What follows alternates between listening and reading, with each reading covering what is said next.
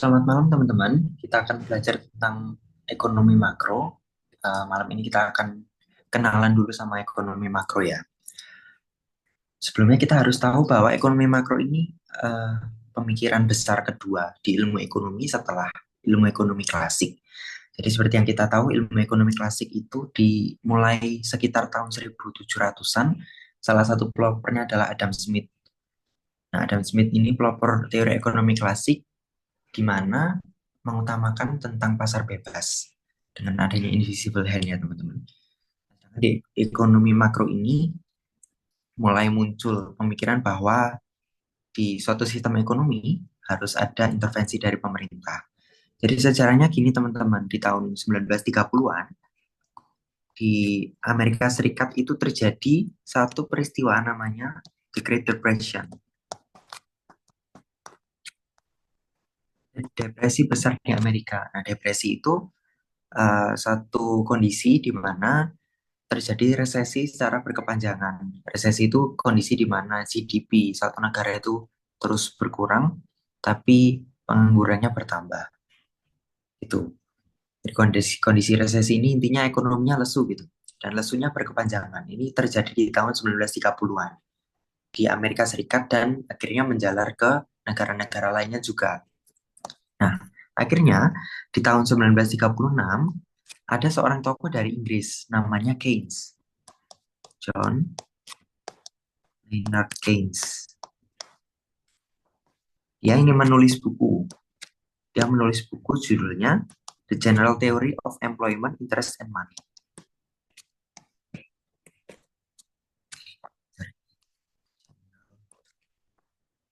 Theory Employment, Interest and Money.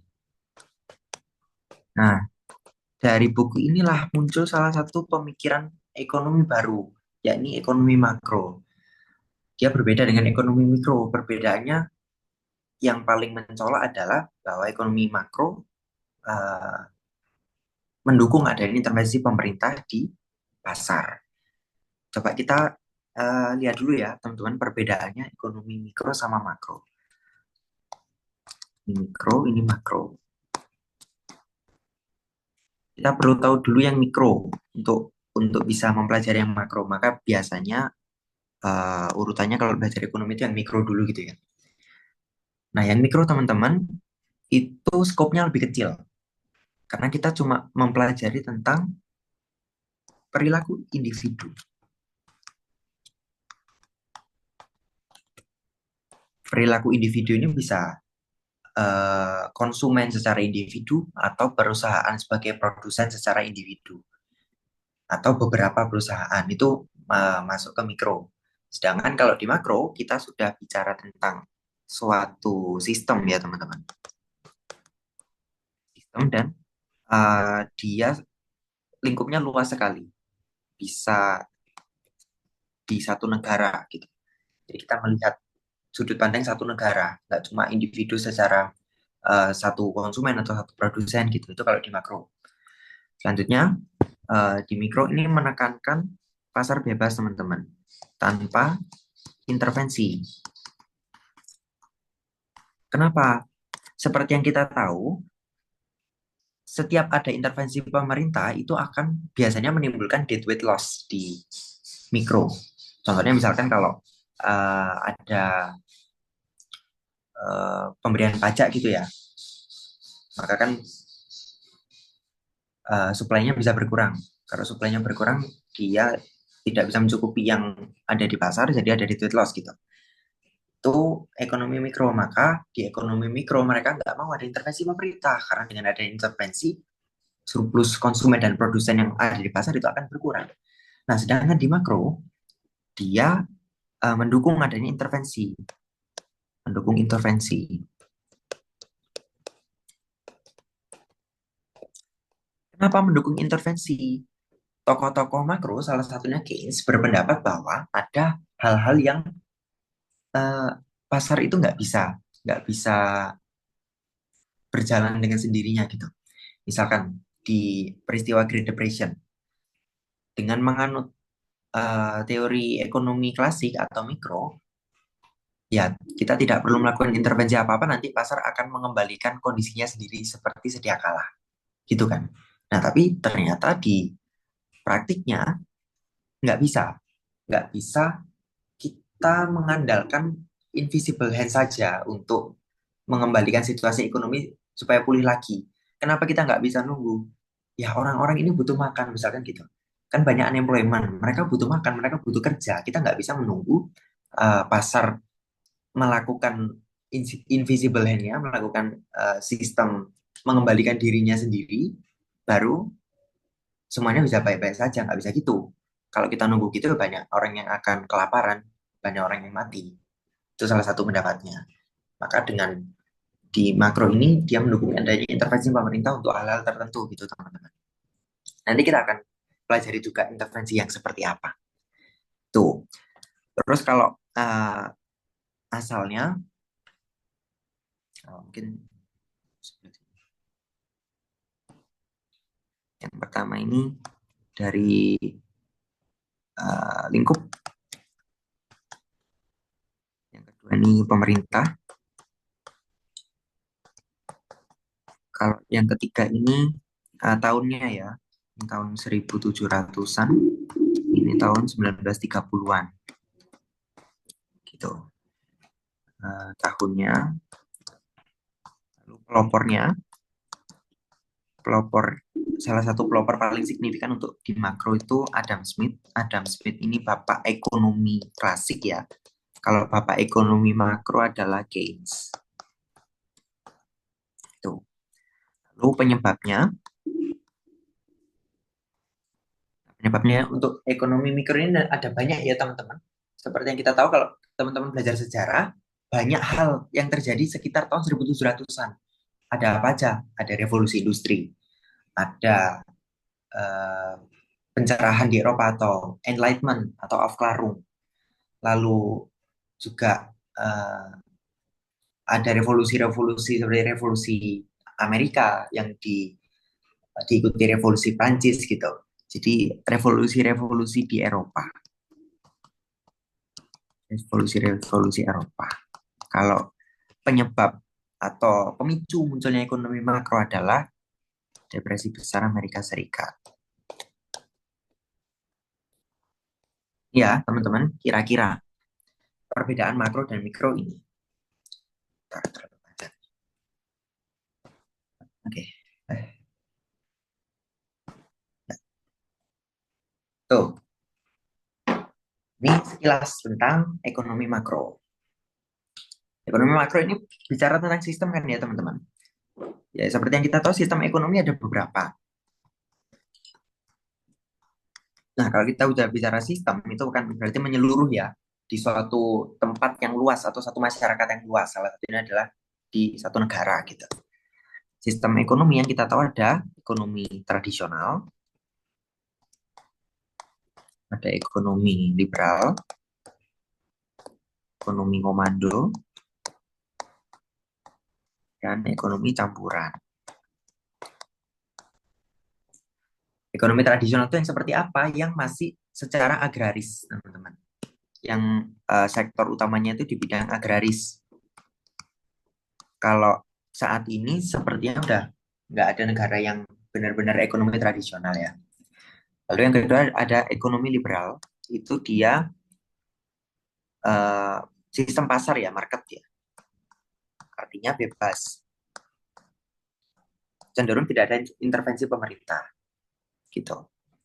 Nah, sedangkan yang komando dia dikontrol sama pemerintah, hampir sepenuhnya dikontrol pemerintah.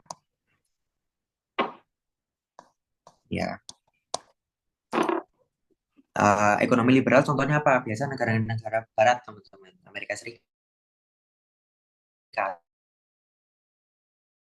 barat. Sedangkan yang komando itu biasanya negara-negara yang pemerintahnya otoriter. Contohnya apa? Rusia. Itu contoh paling mudah. Nah, biasanya teman-teman, ekonomi komando itu disamakan dengan sistem politik komunisme. Tapi seiring perkembangan zaman, kita bisa lihat ada negara yang sistem politiknya itu cenderung komunisme, tapi sistem ekonominya cenderung liberal. Contohnya apa? Cina. Cina itu ekonominya nggak sepenuhnya komando, teman-teman.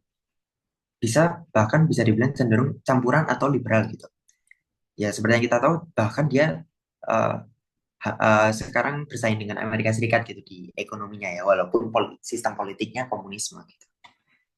Ada juga yang campuran, kalau campuran ini campuran antara liberal dan komando. Nah, teman-teman, ekonomi makro ini bisa berlaku di uh, sistem komando sama campuran.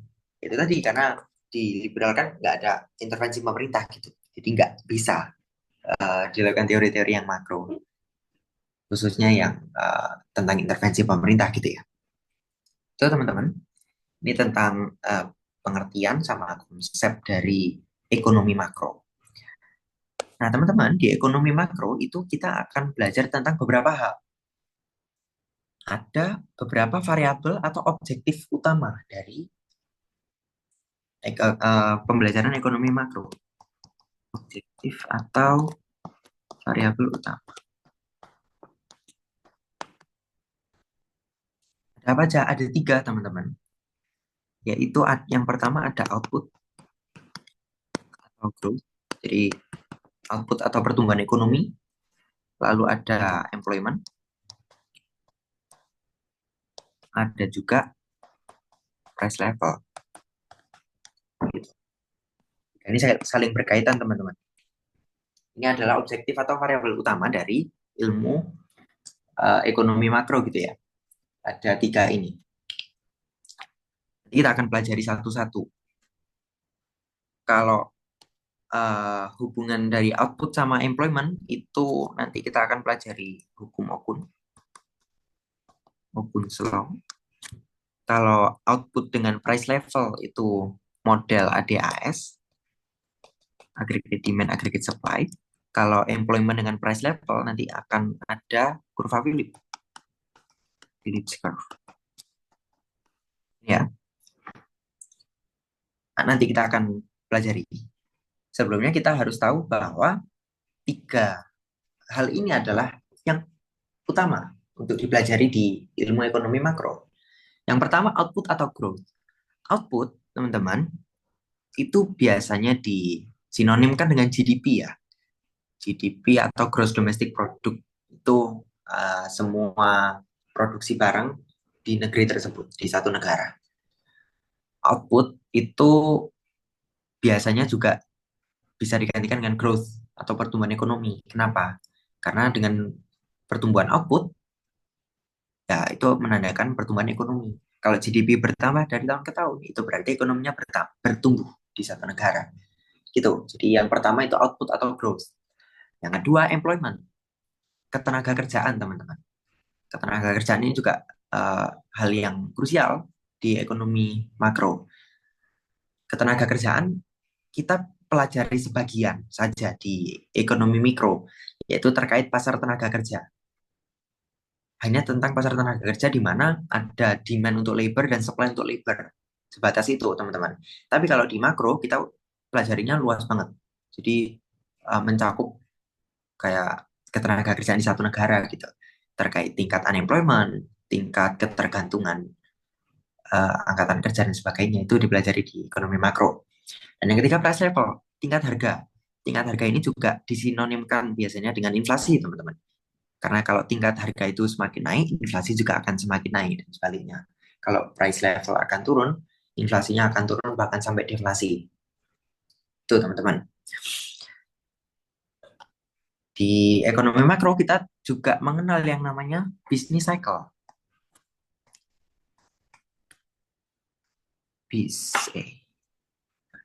Business cycle. Nah, business cycle ini apa? Business cycle ini ya terjemahnya siklus bisnis gitu ya. Maksudnya apa? Satu ekonomi satu negara itu pasti akan mengalami siklus, teman-teman. Nggak akan dia lempeng lempeng aja dari hari ke hari, bulan ke bulan, tahun ke tahun, pasti ada yang berubah. fluktuatif, teman-teman. Nah, itu yang dinamakan business cycle. Business cycle di ilmu ekonomi makro bentuknya kira-kira seperti ini, teman-teman. Jadi ini ada output, sorry, potential output.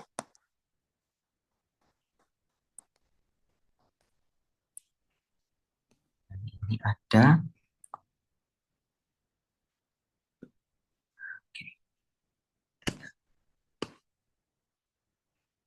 ini real output. Nih teman-teman, ada yang namanya potential output sama real output. Output ini bisa digantikan dengan GDP ya. Jadi bisa disebutkan juga GDP potensial dan GDP real. Ini di satu siklus ekonomi akan ada dua ini. Nah, GDP potensial itu apa? GDP potensial itu GDP di mana kondisinya full employment, teman-teman.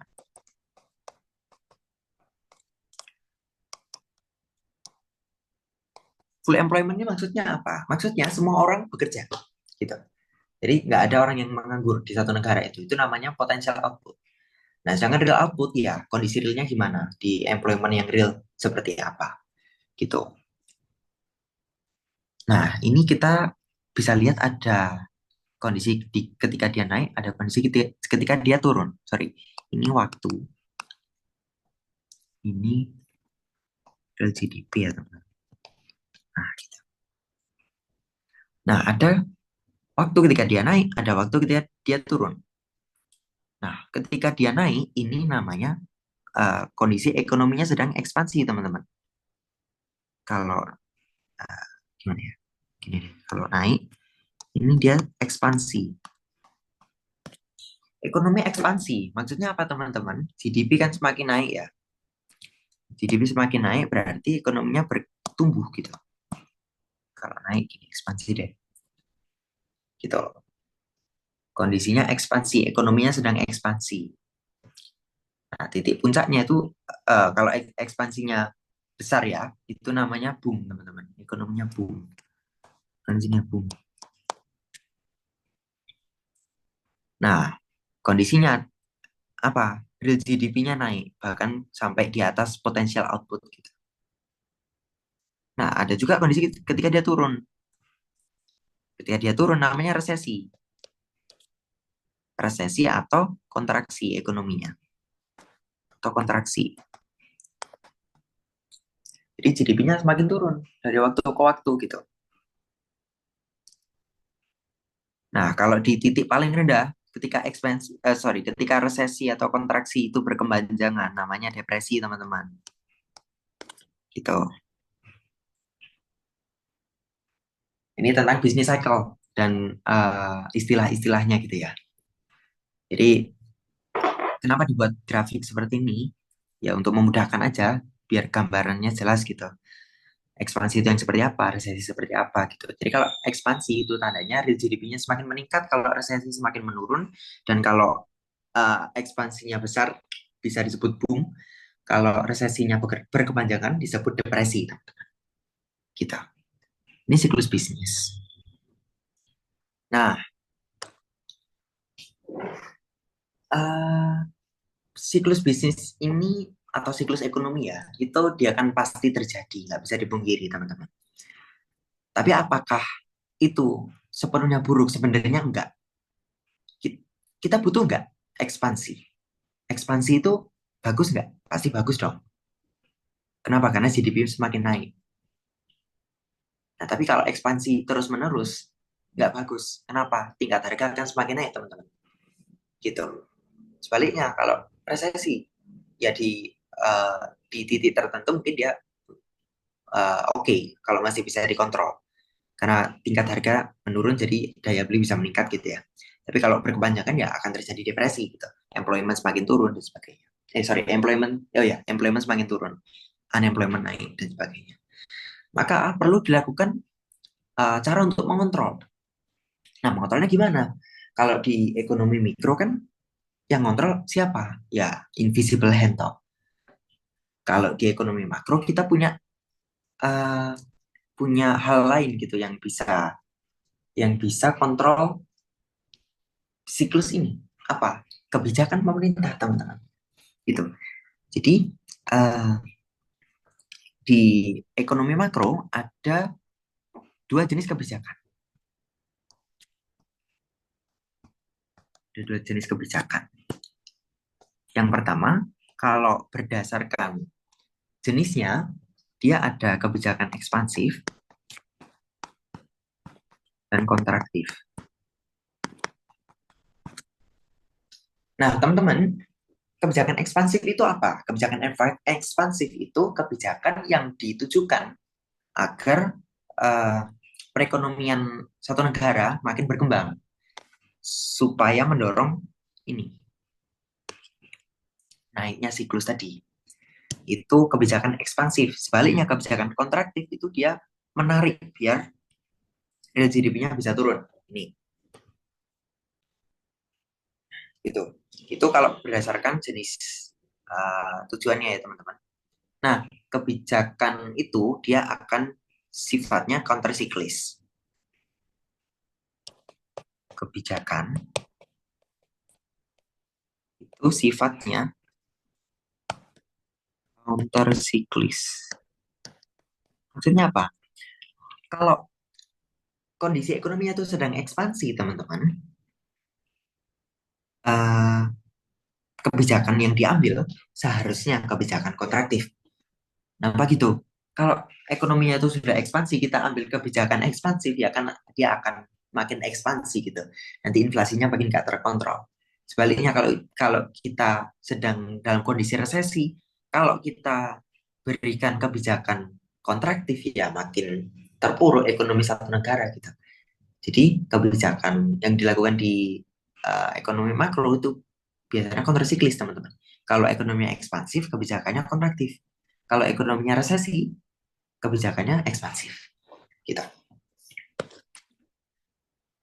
Kalau berdasarkan jenis satu tujuannya dua ini teman-teman. Dan kalau berdasarkan pelakunya itu ada dua. Kebijakan moneter, kebijakan fiskal.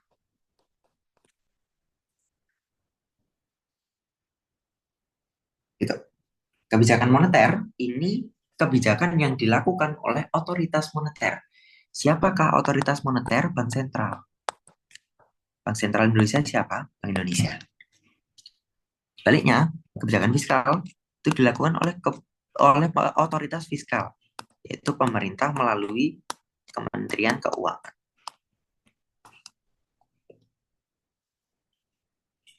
Ini teman-teman kebijakan. Kita coba perdalam satu persatu ya. Yang pertama kebijakan moneter. Uh,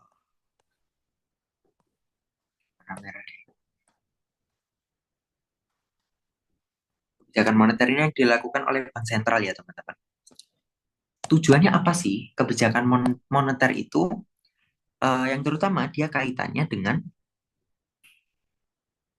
peredaran uang teman-teman. Kaitannya dengan peredaran uang.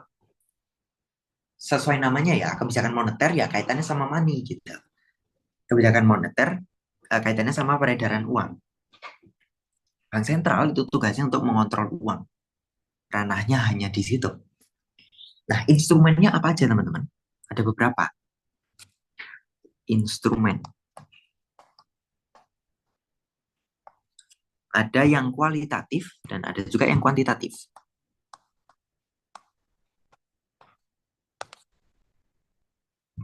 Kualitatif itu ya.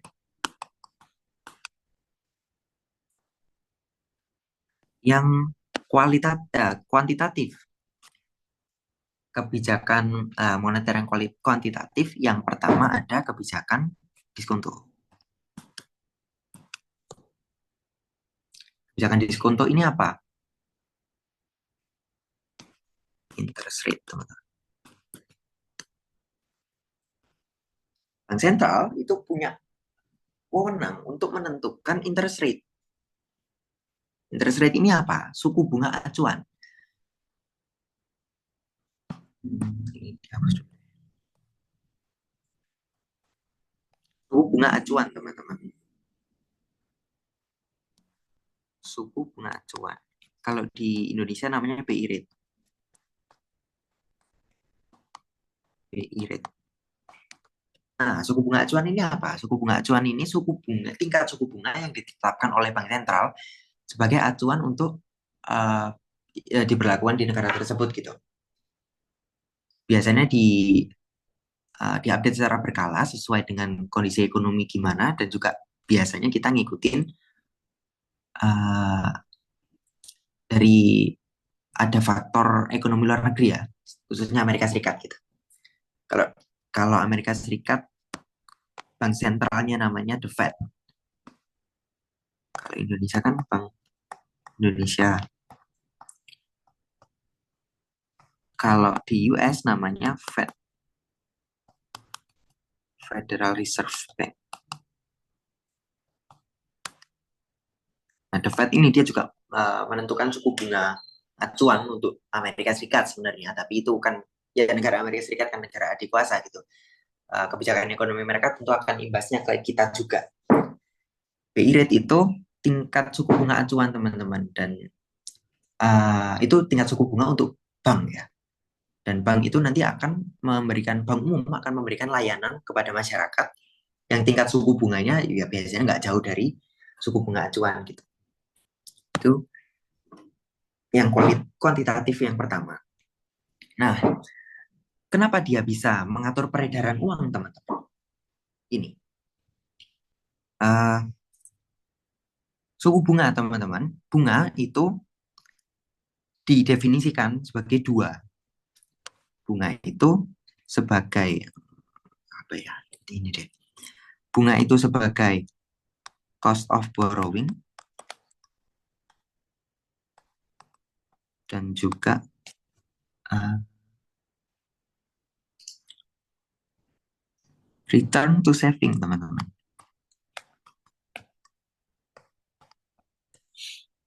Ini, yang pertama cost of borrowing dan juga return to saving. Cost of borrowing maksudnya apa? Interest rate itu adalah harga untuk kita pinjam uang. Kalau kita pinjam uang di bank umum, teman-teman, kita kan juga bayar bunga ke bank. Nah, misalkan tingkat bunganya 7% gitu ya. Bunga pinjaman 7%, misalkan gitu. Berarti kalau kita pinjam 100.000, kita harus mengembalikan 107.000 gitu. Nah, apa korelasinya apa? Ya logikanya aja teman-teman. Kalau interest rate itu tinggi, maka apakah orang cenderung pinjam atau tidak pinjam? Dia kan cenderung tidak pinjam. Borrowingnya berkurang gitu. Kenapa? Semakin mahal. Ya ngapain mereka pinjam uang kalau kalau apa nggak sebanding lah sama harganya intinya gitu. Yang kedua, return to saving. Nah, kalau kita save teman-teman, kalau kita nabung di bank, bank itu akan memberikan bunga pada kita, bunga tabungan kan.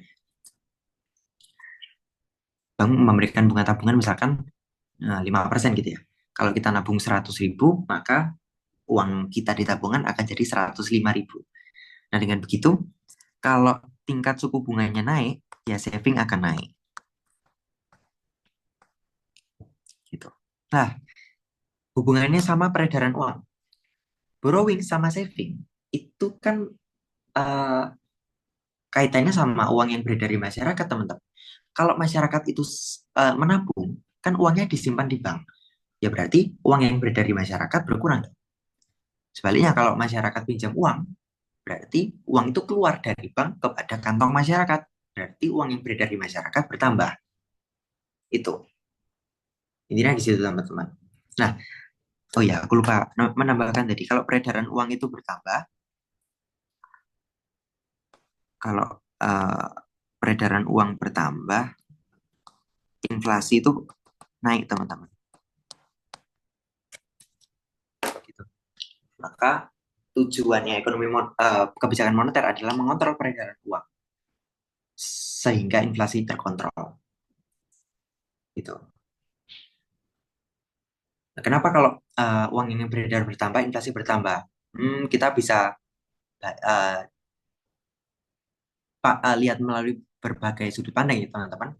Tapi ya salah satunya ini deh, dari sudut pandang konsumen dulu gitu ya. Kalau uang yang beredar di masyarakat itu bertambah, apa yang akan terjadi? Kalau uang bertambah, apa yang akan terjadi? Daya beli meningkat. Kalau daya beli meningkat, apa yang akan terjadi? Barang langka, ya kan? Scarcity. Kalau scarcity, apa yang akan terjadi? Harga barang naik.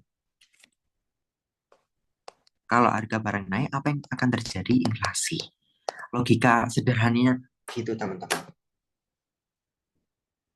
Itulah kenapa harus dikontrol peredaran uang. Itu ya, itu terkait kebijakan moneter. Selanjutnya, kebijakan moneter kuantitatif yang kedua, open market operation.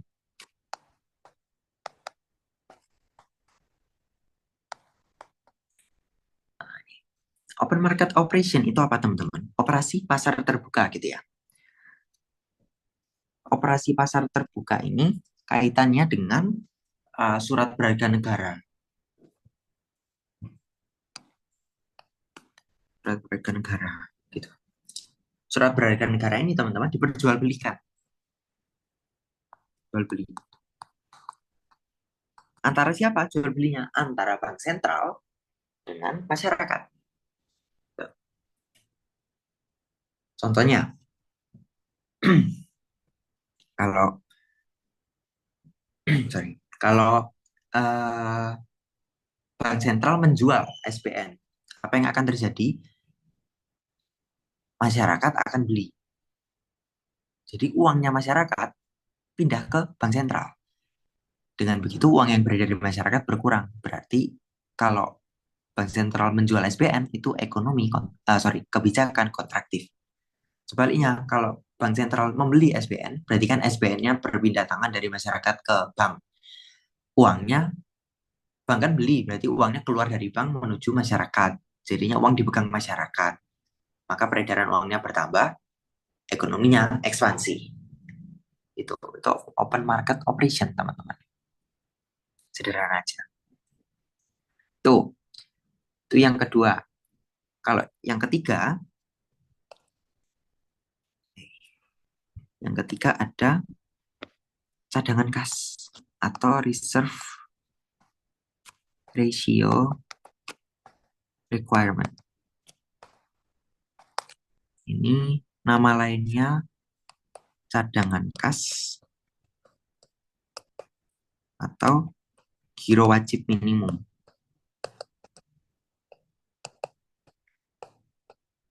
Gitu. Maksudnya apa teman-teman? Bank umum teman-teman, dia pasti punya cadangan kas di bank sentral. Karena bank umum kan pasti dia punya cadangan uang ya. Nah uangnya itu nggak semuanya ada di tangannya bank umum itu, nggak semua dipegang. Tapi ada yang disimpan di bank sentral. Nah, misalkan reserve ratio requirement-nya 20%. Berarti kalau bank itu punya uang senilai uh, 1 juta gitu ya.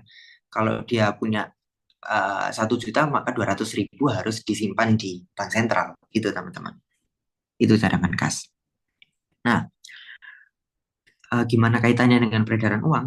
Kalau uh, cadangan kas ini ditambah, maksudnya requirement-nya ditambah gitu ya. Jadi bank umum harus menyimpan lebih banyak uang di bank sentral. Apa yang akan terjadi? Peredaran uang akan berkurang di masyarakat, teman-teman. Kenapa? Karena uangnya bank umum sebagian besar kan diletakkan di bank sentral.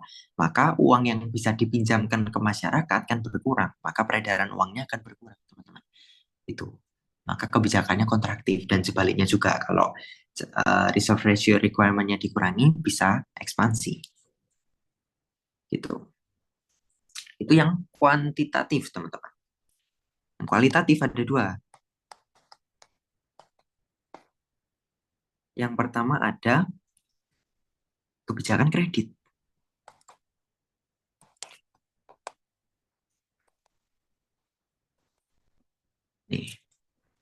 kebijakan kredit, teman-teman, itu kaitannya dengan eh, bagaimana bank itu memilih dia mau meminjamkan uang untuk siapa, gitu.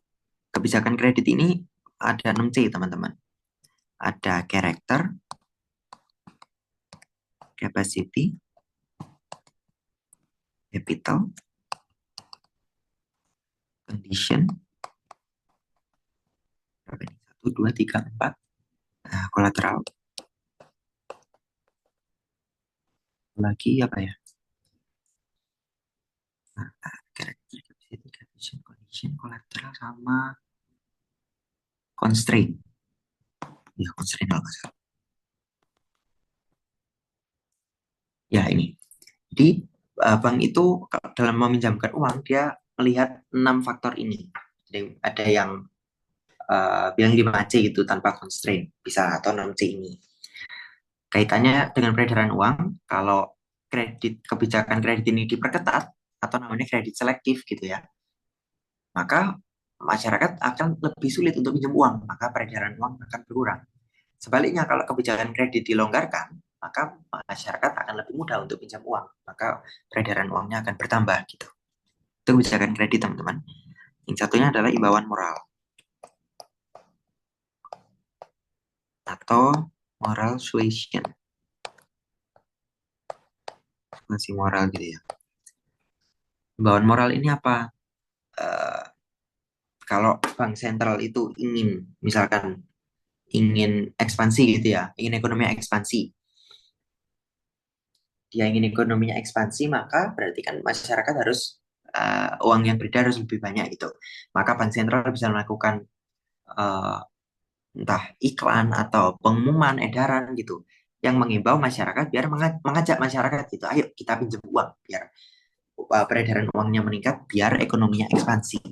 Itu imbauan moral, teman-teman. Atau sebaliknya, kalau mau mengurangi ekspansi gitu ya, imbauan untuk menabung biar ekonominya kontraksi gitu. Itu untuk kebijakan kualitatif dan kuantitatif untuk kebijakan moneter ya, teman-teman. Kita lanjutkan ke kebijakan fiskal.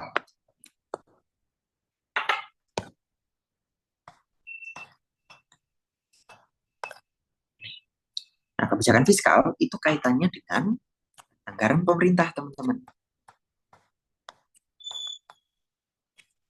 Atau government spending ya, anggaran pemerintah.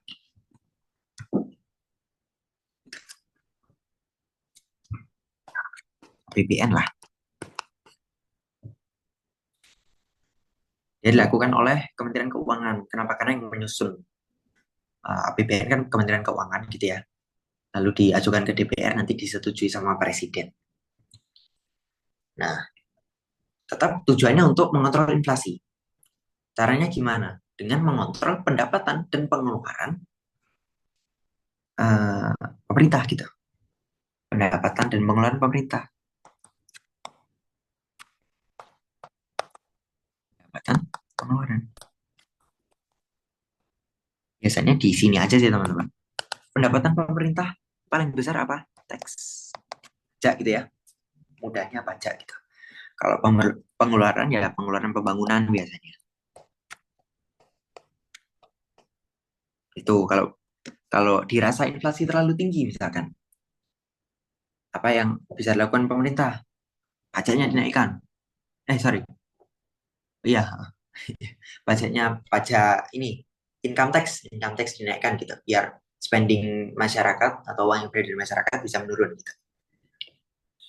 Pengeluaran bisa bentuk pembangunan, bisa juga subsidi. Subsidi bisa masuk pengeluaran, teman-teman.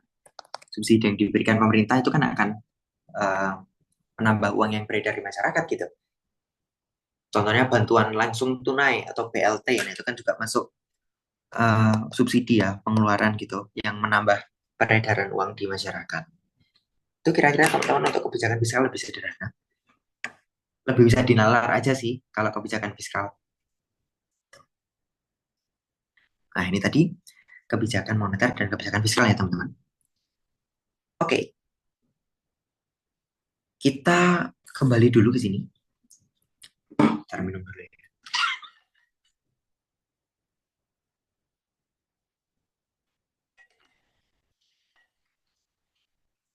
Oke, ingatkan lagi objektif atau variabel utama di ilmu ekonomi ada tiga. Okun's Law, model ADHS, dan Phillips Curve itu relasinya ya. Variabelnya ada output, employment, dan price level. Aku tambahkan di sini deh. Output teman-teman itu kan GDP ya. GDP ini penghitungannya ada tiga, tiga pendekatan teman-teman. Kita bisa hitung dengan tiga pendekatan. Ada pendekatan, nah di halaman baru aja deh. Eh,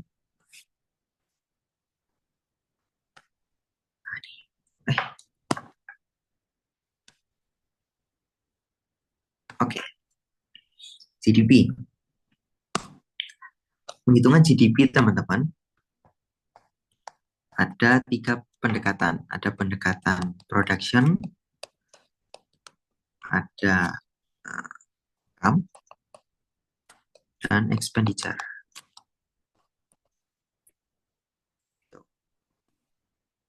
Pendapatan produksi itu kita menghitung semua produksi di satu negara. Jadi mudahnya adalah ya harga harga barang A dikali kuantiti barang A tambah harga barang B dikali kuantiti barang barang B dan seterusnya. Gitu ya sampai semuanya terhitung. Yang kedua pendapatan income atau pendapatan. Pendapatan ini pendapatan siapa? Ini pendapatan dari faktor produksi, teman-teman. Ada rent, sewa, ada interest atau bunga, ada wage atau upah atau gaji, dan juga ada profit, P, keuntungan. P ini melambangkan profit ya teman-teman, karena kalau P itu kan price. Gitu. Nah, yang kita perlu, yang paling sering dipakai teman-teman itu yang pendekatan expenditure, pengeluaran.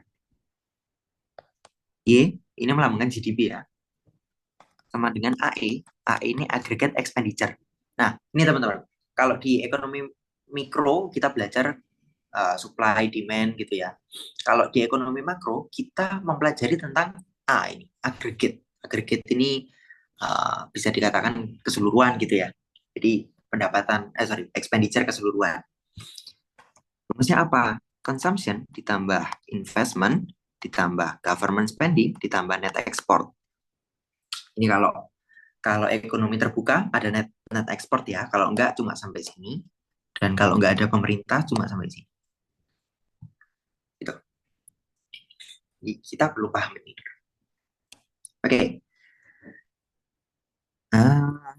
Kita coba kenalan satu-satu deh ya sama relasi-relasinya ini.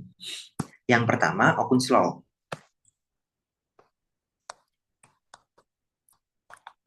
Okun's Law. Okun's Law ini hukum Okun. Ya, yang mencetuskan namanya Okun. Okun's Law ini menjelaskan relasi antara unemployment dengan output. Okun's Law ini bilang, kalau unemployment itu bertambah 1%, efeknya adalah output akan berkurang 2%. Jadi ada efek multipliernya lah, teman-teman. Kalau unemployment-nya naik sedikit, output-nya akan turun lebih jauh. Itu sekilas tentang Okun's Law ya. Kaitannya antara output dan unemployment. Ya, output dan employment lah gitu. Atau ini juga bisa di apa? Dikatakan gini. Kalau employment turun 1%, outputnya akan turun 2%. Gitu. Itu Okun's Law, teman-teman. Selanjutnya, kita akan cek Phillips Curve ya. Kurva Phillips dulu. Phillips Curve. Phillips Curve ini apa? Dia menjelaskan hubungan antara employment dan juga price level, antara employment dan juga tingkat harga. Dia kita notasikan dalam bentuk kurva ya teman-teman. Nah, tapi biasanya yang dipakai itu bukan unemployment, bukan employment tapi unemployment, unemployment dan juga price level. Price level itu hubungan uh, berbanding lurus dengan inflasi ya. Kalau di Phillips curve kita biasa pakai inflasi. Phillips curve teman-teman bentuknya seperti ini. Gitu. Phillips curve menunjukkan hubungan terbalik antara inflasi dan unemployment. Semakin kita ambil dua titik deh ya, dari sini sama sini gitu. Kita cek dulu titik A dan titik B, gitu deh ya. Yang titik A inflasinya tinggi. Ketika inflasi tinggi, unemployment-nya gimana? Rendah, teman. Sebaliknya kita lihat titik B. Inflasinya rendah, unemployment-nya tinggi. Gitu. Nah, jadi Phillips curve itu mencetuskan atau mengemukakan bahwa ada hubungan terbalik atau trade-off antara inflasi dan unemployment. Kalau inflasinya tinggi, unemployment akan rendah. Jadi semakin tinggi inflasi akan semakin rendah unemployment. Kenapa gitu? Oke, kita cari cara berpikirnya teman-teman. Itu kalau belajar ekonomi, kalau caraku sendiri ya, itu aku nggak bisa terlalu banyak hafalan. Tapi gimana cara kita paham pola pikirnya gitu. Jalan pikirannya itu kita harus paham dulu, biar kita bisa paham, benar-benar paham tentang materi tersebut. Misalkan kalau Phillips curve, inflasi dan unemployment gitu, hubungannya apa? Kalau inflasi tinggi ini berarti price level itu kan tinggi ya. Inflasi itu kita bisa kaitkan dengan price level, bisa juga dengan uh, output, output atau growth. Itu juga tinggi teman-teman. Kalau inflasi tinggi itu output tinggi. Nah, output ini kan GDP ya teman-teman ya. GDP rumusnya apa ini? Kita ambil salah satu komponennya aja, yang I. Kalau output tinggi itu investmentnya berarti tinggi juga. Bisa diasumsikan investment tinggi. Nah, teman-teman, kita harus paham bahwa ada beberapa definisi dari investment. Mungkin yang kita tahu investasi, oh aku beli beli instrumen finansial gitu kayak saham atau beli emas atau beli bikin deposito gitu ya. Ya itu investasi tapi bukan yang kita bahas di sini. Investasi kaitannya dengan GDP adalah penambahan barang modal teman-teman. Investment ini, investment itu penambahan barang modal. Barang modal itu apa sih? Barang produksi. Jadi barang yang digunakan di pabrik intinya gitu. Oke, investasi naik. Nah, investasi naik ini berarti barang modal semakin banyak ya kan? Barang modal semakin banyak ini maksudnya gimana? Ya, intinya investasi swasta makin tinggi. Kalau investasi swasta makin tinggi, lapangan kerja makin tinggi dong, teman-teman. Ya, lapangan kerja makin banyak. Kalau lapangan kerja makin banyak, apa yang akan terjadi? Unemployment turun, ya kan? Karena masyarakat banyak pilihan untuk kerja, jadi dia tidak menganggur. Nih, dari inflasi yang naik sampai unemployment turun. Ini sangat sangat banyak penyederhanaan ya teman-teman, tapi bisa dipakai sebagai salah satu cara memahami kurva Phillips. Gitu ya teman-teman. Oke, selanjutnya yang terakhir kita akan bahas tentang model ADAS, Aggregate Demand, Aggregate Supply.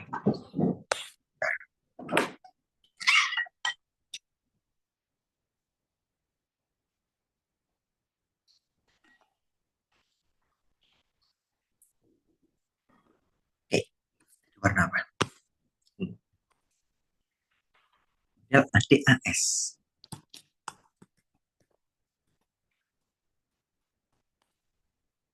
Ini model ADAS. Model ADAS ini apa sih? Ada dua komponen. Ya, namanya aja ADAS gitu ya. Ada AD dan juga ada AS. AD ini apa? AD itu AD adalah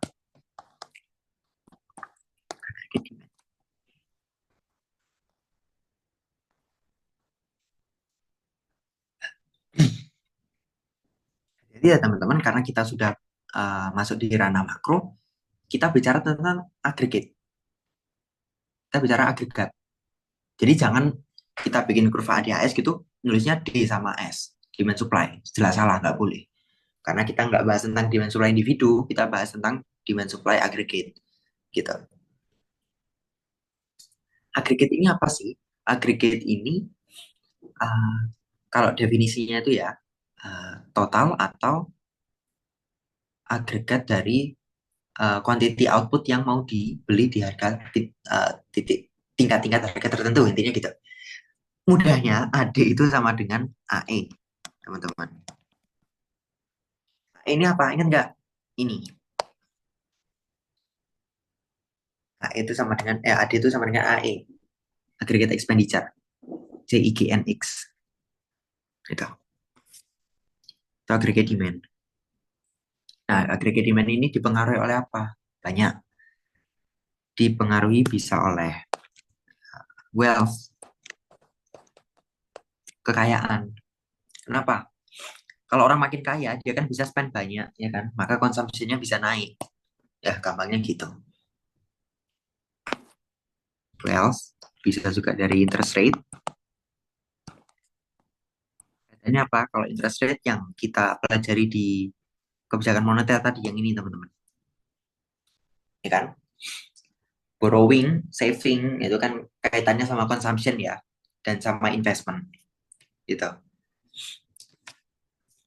Jadi dia berpengaruh juga di AD. Selain itu, juga dipengaruhi oleh exchange rate, kurs, atau nilai tukar mata uang. Kenapa? Kaitannya sama net export, teman-teman. Ya kan? Itu. Aggregate demand. Selanjutnya ada aggregate supply. Aggregate supply.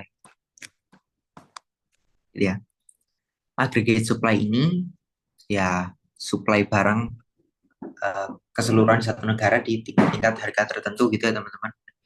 Mudahnya gitu.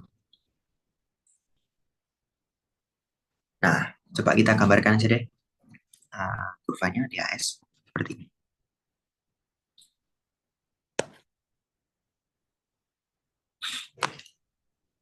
Ada dua kan ya, AD, AS. Tapi sebenarnya di gambarnya ada tiga teman-teman. Kita gambarkan sumbunya dulu deh. Ini quantity output. Ini price level. Yang pertama ada jelas aggregate demand ya.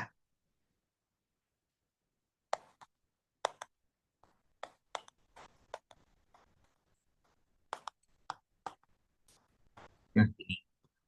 D sama dengan AE sama dengan JGNX. Ada juga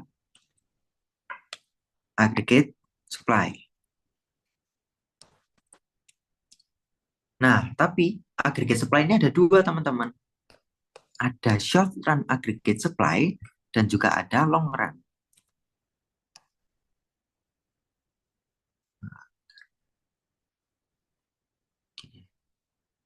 Nah, long run aggregate supply. Bedanya apa, teman-teman? Ingat nggak ini tadi? Business cycle. Nih, di business cycle kita belajar bahwa ada potential output dan real output. Potential output terjadi ketika kondisinya full employment. Nah, ini teman-teman. Inilah long run aggregate supply. Ini. kondisi output di mana sedang full employment di satu negara. Kalau short run ini kondisi yang realnya, yang sedang terjadi gimana gitu. Itu teman-teman, modelnya seperti ini. Nah, ada beberapa kondisi di mana ada perbedaan antara long run aggregate supply dengan short run-nya. Kalau di yang gambar pertama ini kan titiknya ketemu di sini ya. Jadi ini equilibriumnya. Equilibriumnya di sini. Price level equilibrium gitu deh. Di situ dan quantity equilibriumnya jelas di sini. Equilibrium itu ketika aggregate demand dan short run aggregate supply bertemu ya teman-teman. Equilibrium jangka pendek. Nah, tapi bisa terjadi kondisi di mana mereka beda dengan long run aggregate supply. Q dan P gitu aja ya. Jangan deh. Output dan P level. Ya, output ini bisa dilambangkan Y juga ya, bebas. Sama aja. Nah, dia bisa terjadi seperti ini teman-teman. Ini LRAS. Klik di mana gini.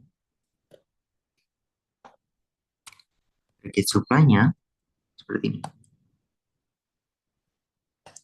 Nah, harusnya kan di sini ya. Equilibriumnya kan harusnya di sini.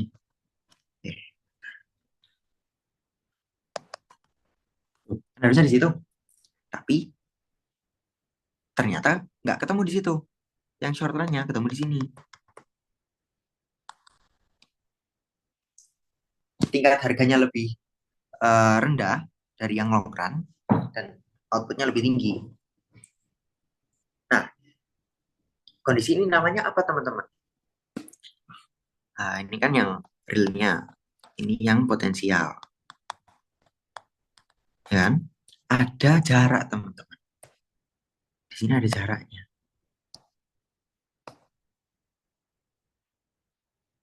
Ya. Nih, ada jarak di mana yang real GDP itu lebih besar daripada potensial GDP. Ini teman-teman dinamakan positif. Ya. Atau ada yang disebut juga inflationary gap gitu ya. Inflationary gitu. Nah, kalau gini berarti kondisinya apa? Jelas inflasi kan ya. Kalau kondisinya inflasi, apa yang bisa dilakukan? Yang paling mudah teman-teman adalah kita mengontrol AD. Diapakan? AD-nya bisa kita geser ke kiri. Enggak, AD-nya kita geser ke kiri sampai ke sini.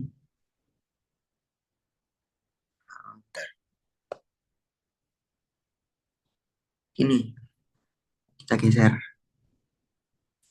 Caranya gimana? Ya, kita kurangi konsumsi, kurangi investment atau kurangi government spending atau perbanyak impor. Ya gitu aja. Dengan begitu dia akan kembali ke kondisi full employment ya. Gitu. Juga kondisi sebaliknya teman-teman. Kondisi sebaliknya ini ketika uh,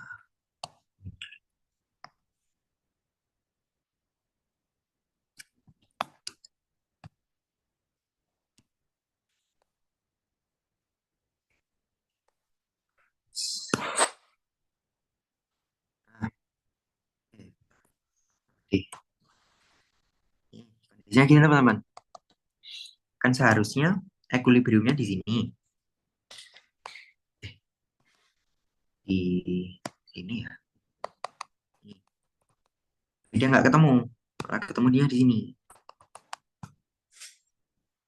Hingga harganya lebih tinggi, tapi outputnya lebih rendah. Ada gapnya di sini.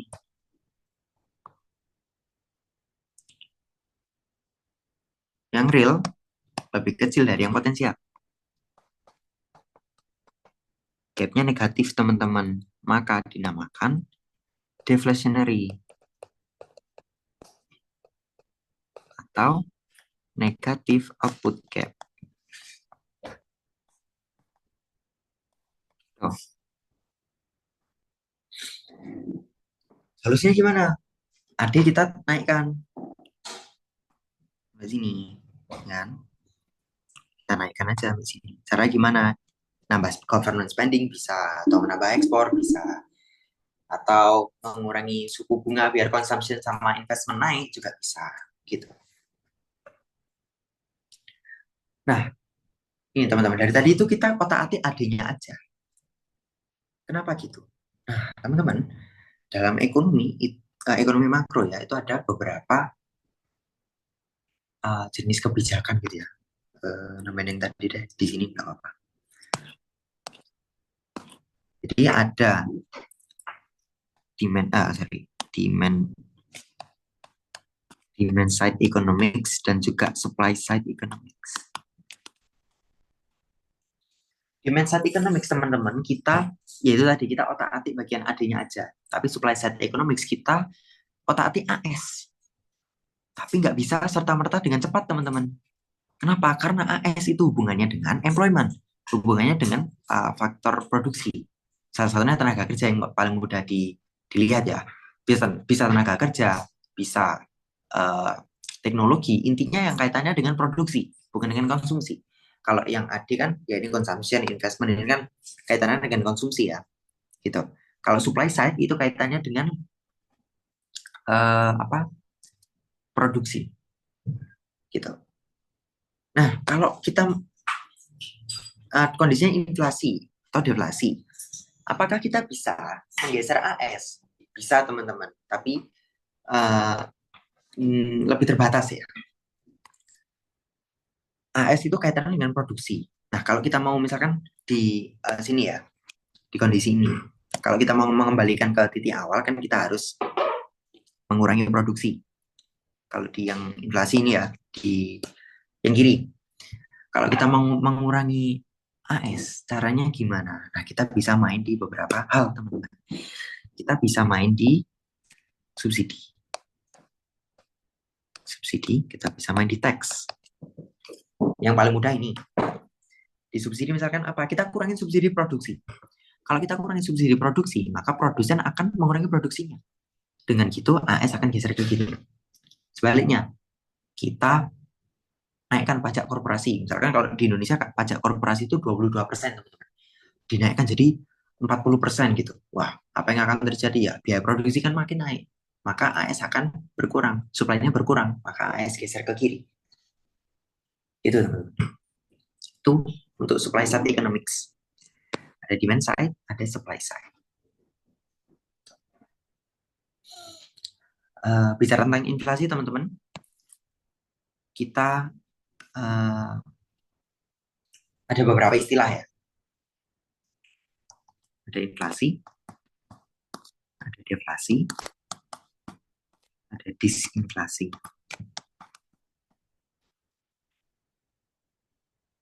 Gitu.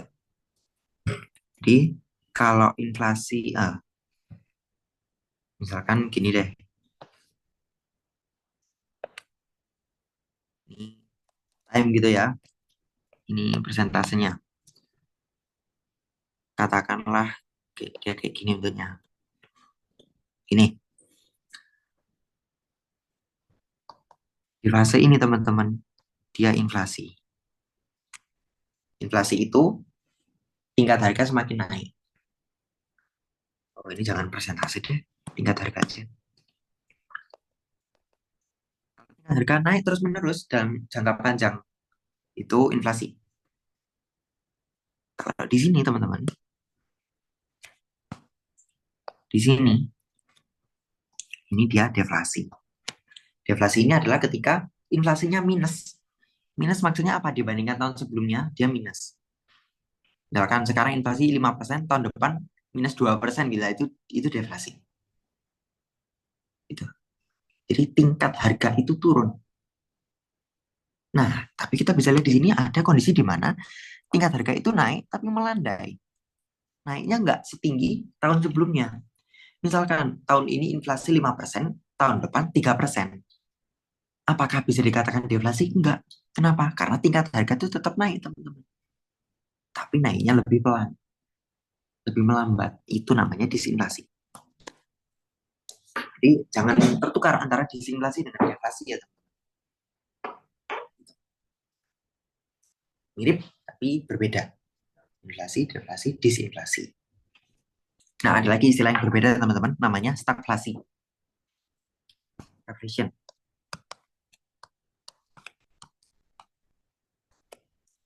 Stagflasi ini kondisi di mana price level itu naik, tapi GDP itu turun, growth-nya turun. Stagflation disebabkan oleh apa, teman-teman? Cost push inflation.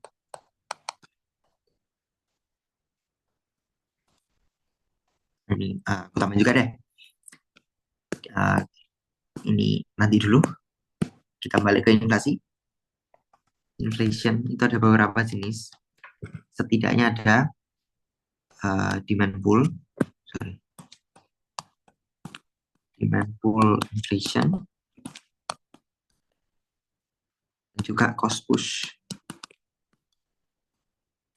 inflation. Demand pull inflation artinya inflasi yang disebabkan karena demand semakin meningkat, teman-teman.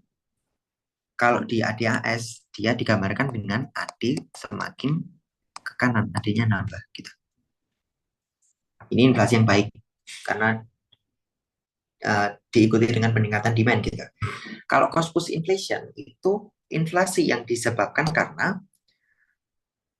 biaya produksi semakin mahal, jadinya supply-nya bisa berkurang. AS berkurang kalau di model ADAS, silakan digambarkan sendiri boleh. Yang menyebabkan cost push inflation apa sih? Salah satunya, teman-teman, salah satu yang paling memprihatinkan ya, itu krisis minyak di Amerika Serikat tahun 70-an. Energy energy crisis waktu itu. USA 1970-an.